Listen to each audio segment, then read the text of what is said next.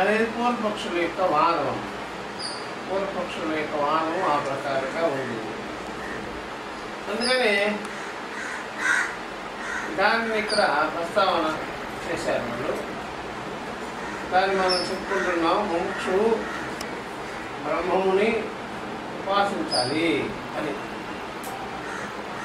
ఏ విధంగా అయ్యా అంటే స్వర్గ భోగం కొరకు ఏ ప్రకారంగా అయితే అగ్నిహోత్రాదులు కర్తవ్యంగా విధింపబడి ఉన్నదో అలాగా అమృతత్వాన్ని కోరేవాడు,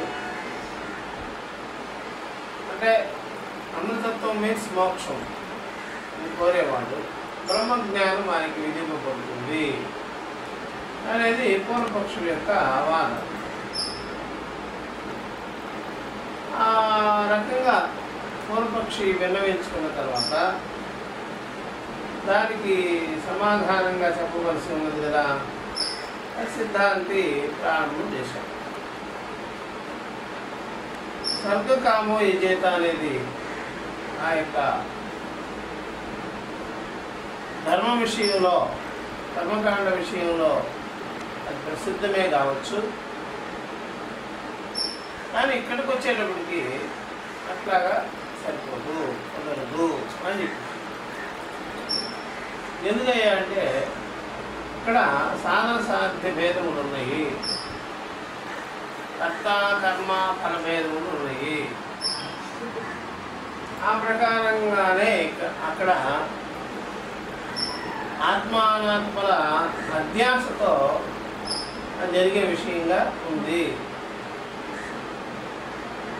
జన్మ ఉన్నది అనుకోవడము, శరీరేంద్రియ ధర్మాలు కలిగి ఉండడము, తనకంటే మిక్కిలి ఇంకా శ్రేష్టమైనది ఉత్కృష్టమైనది మరొకటి ఉన్నది అనుకోవడము, ఆ ప్రకారంగా తత్ఫలాన్ని పొందాలి అనుకోవడము ఉంటుంది. కాబట్టి అజ్ఞాని అయిన జీవుడికి ఆ ప్రకారంగా కర్మకాండ విషయంలో ఆయా భావాల్ని గ్రహించుకొని, అంటే జీవునికి ఉండేటువంటి బుద్ధి ధర్మాలంతా కూడా పెట్టుకొని ఆ ప్రకారంగా అక్కడ చెప్పవచ్చు.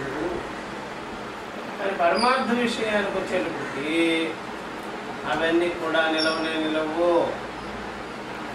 ఎందువల్లంటే అక్కడ వివేకం చేయబడుతుంది కాబట్టి సత్యం ఏమిటి అసత్యం ఏమిటి అనేది ఇక్కడ ఆ వివేక సమకాలంలోనే వాటి యొక్క లోపాలన్నీ బయటపడుతుంది అనే ఉద్దేశం చేత ఇక్కడ ఈ యొక్క పురుష సిద్ధాంతమైనటువంటి ఆత్మేయకత్వ జ్ఞానాన్ని ప్రతిపాదించేటువంటి ఈ యొక్క వేదాంతులు, ఉపనిషత్కారులు ఇలాగ ప్రారంభం చేస్తున్నారు. సమాధానం చెప్పవలసింది. కాబట్టి ఇక్కడ జిజ్ఞాస విషయంలో వ్యత్యాసం ఉన్నది, విలక్షణత ఉన్నది అని బ్రహ్మ విద్య విషయంలో, పరమార్థ విషయంలో దాన్ని తీసుకొచ్చి చెప్తారు. అది బాగా చూసుకోవచ్చు. దాని జిజ్ఞాస్య వైలక్షణ్యముక్తం కర్మకాండే భవ్యః ధర్మః జిజ్ఞాస్యః ఇహ తు భూతం నిత్య నిర్వృత్తం బ్రహ్మ జిజ్ఞాస్యం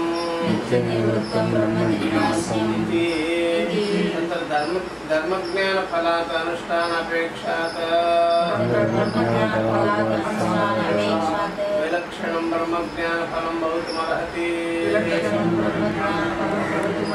అర్హతి ఏవం భవితుం కార్య విధి ప్రయుక్తస్య ఏవ బ్రహ్మణః ప్రతిపాద్యమానత్వాత్ యః ఆత్మా అభవత్ పాప్మా. సో అన్వేషణ పై ఉంది. ఆత్మా వారే ద్రష్టవ్యః ఇది యః ఆత్మా అపహత పాప్మా. సో అన్వేష్టవ్యః సః జిజ్ఞాసితవ్యః इत्येव उपासीत आत्मा इत्येव उपासीत आत्मानमेव लोकमुपासीत आत्मानमेव लोकमुपासीत ब्रह्मवेद ब्रह्मैव भवति ब्रह्मवेद ब्रह्मैव भवति इत्यादि विधानेषु सत्सु इत्यादि विनाशेषु सत्सु नः असौ आत्मा किं तद्ब्रह्म इति आकाङ्क्षायां स्वरूपसमर्पणेन सर्वे वेदान्ताः उपयुक्ताः नित्यः सर्वज्ञः सर्वगतः नित्यतृप्तः नित्यशुद्धः बुद्धमुक्तः स्वभावः ज्ञानमानन्दं ब्रह्म एवमादयः तदुपासनास्य शास्त्रदृष्टः दृष्टः मोक्षः फलं भविष्यति इति ननु इह జిజ్ఞాస్య వైలక్షణ్యము అని మొదలుపెట్టారు. జిజ్ఞాస విధానము జిజ్ఞాస విషయము వేరే వేరేగా ఉన్నది అని జ్ఞాతమిష్ట జిజ్ఞాస తెలుసుకోవాల్సిన విషయములు ఒకటి తెలుసుకుంటే సరిపోదు, ఒకటి తెలుసుకున్నంత మాత్రం చేతనే తద్జ్ఞానం కలుగుతుంది. అది విలక్షణతనం. ఒకటి తెలుసుకుంటేనే సరిపోదు, ఒకటి తెలుసుకుంటేనే చాలు జ్ఞానం కలిగి. ఒకటి ఆత్మ విషయమై ఉన్నది, ఒకటి అనాత్మ విషయము, ఆత్మ కంటే వేరైన విషయము, కల్పింపబడిన విషయము, లోకాంతర విషయము, సాధన సాధ్య విషయము, ఈవెన్ అనిత్య విషయము అయి ఉన్నది. ఇలాగా దాని యొక్క స్వభావ లక్షణాలన్నీ వేరువేరుగానే ఉంది అని. ఇది జిజ్ఞాస విలక్షణత. జిజ్ఞాస విషయం ఇదే. కర్మకాండే భవ్య కర్మ జిజ్ఞాస్య. కర్మకాండ విషయంలో కర్మకాండ విషయంలో ధర్మం అనేది భవ్యమైనది. భవ్య ధర్మ జిజ్ఞాస్య విషయ. కాబట్టి పూర్వామ్నాయము కర్మకాండ విషయము, యజ్ఞహోమాదులు, ఉపాసనాదులు, సాధన సాధ్యాలు, లోకాంతర ప్రాప్త విషయములు, ఈశ్వరాత్రేయ విషయాలు అయినటువంటి ఆ కర్మకాండ విషయం అంతా కూడా అది భవిష్యత్ విషయమై ఉంది. భవ్య ధర్మ చేస్తే రాబోనవి భవిష్యత్ విషయముగా ఉంది. ఆ ధర్మము, తద్విషయంలో జిజ్ఞాస, అవన్నీ కూడా ఇప్పుడివి కావు, ఇప్పుడే సిద్ధమైన విషయాలు కావాలి. ఇప్పుడే ఇక్కడే అది మనకి వివేకాన్ని, జ్ఞానాన్ని, అనుభవాన్ని, ఆ యొక్క అజ్ఞాన నివృత్తిని, సర్వ సంశయాది నివృత్తిని కలిగించేది కాదు. అది ఆత్మఫలంగా లేదండి, ఆత్మఫలంగా లేదండి. ఏదో అనాత్మ ఫలము ఇక్కడ మన కళ్ళ ముందు ప్రత్యక్ష ప్రమాణంగా ఉన్నా, పరోక్షంగా ఉన్నా, తర్వాత ఇంకెప్పుడైనా భవ్య విషయమైనా ఎప్పటికీ అనాత్మ ఫలమే అవుతుంది. అది వేరే అవుతుంది, ఆత్మ కంటే అన్యమైనది అవుతుంది. ఆత్మ విషయం కాదు అది. ఇహతు అయితే కర్మకాండలాగా కాదు. ఇక్కడ కర్మకాండ విషయంలో ఏ ప్రకారంగా చేసి తర్వాత పొందవలసింది అట్లాగా ఇక్కడ లేదు అని. ఇహతు భూతం నిత్య నిర్వృత్తం బ్రహ్మ జిజ్ఞాస్యం. ఇక్కడ బ్రహ్మము సిద్ధ విషయమై ఉన్నది కాబట్టి ఆ సిద్ధ విషయం అయినటువంటి బ్రహ్మమునే ఇక్కడ విచారించవలసి, తెలుసుకోవలసి, వివేకం చేసుకోవలసి ఉన్నది దానికి దీనికి ఇంత విలక్షణత ఉంది. సిద్ధ విషయాన్ని ఇక్కడ విచారిస్తాం. సిద్ధ విషయం ఎందుకు విచారించాలి అని ఎవరైనా అంటే, సిద్ధ విషయం పట్ల విపరీత జ్ఞానం మనకి ఉన్నది కాబట్టి, సిద్ధ విషయం పట్ల మనకి ఆరోపం అపోహ అనేది మనకి ఉంది.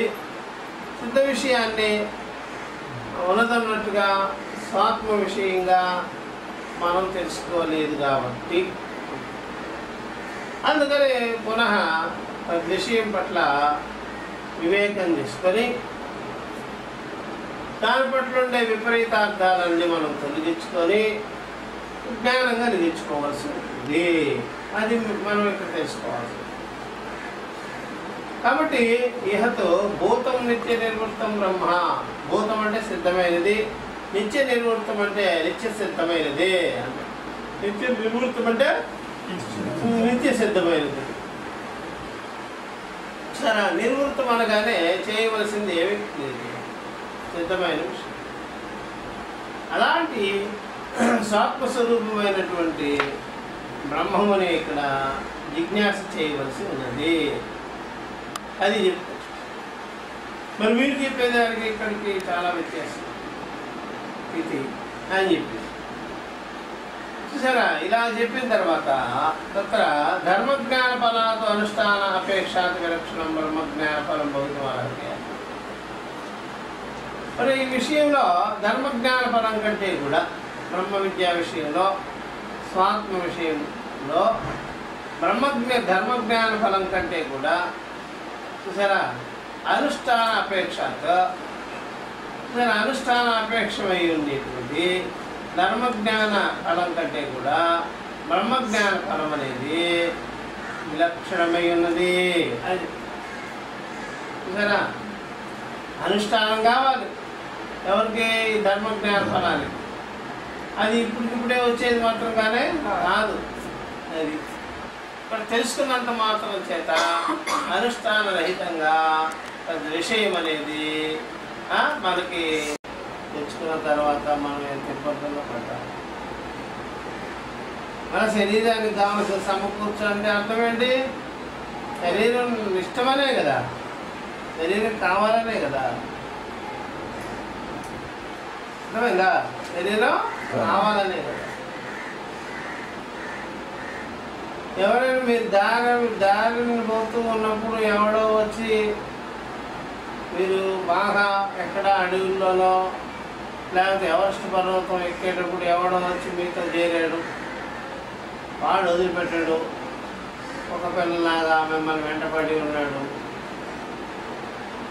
మీతో పాటే వస్తానన్నాడు.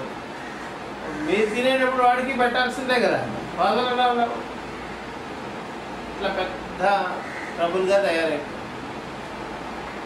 అట్లాగే శరీరం కూడా మన దానికి అడ్డం పడింది, వదలడంలో శరీరం. అందుకని దానికోసం పెడుతున్నాం కానీ మన కోసం కాదు కదా. సరే, వాడు ఏ విధంగా మీ అంతర్లో తగులుకున్నాడో వాడికి ఏం చేయాలి? మేపాలి కదా.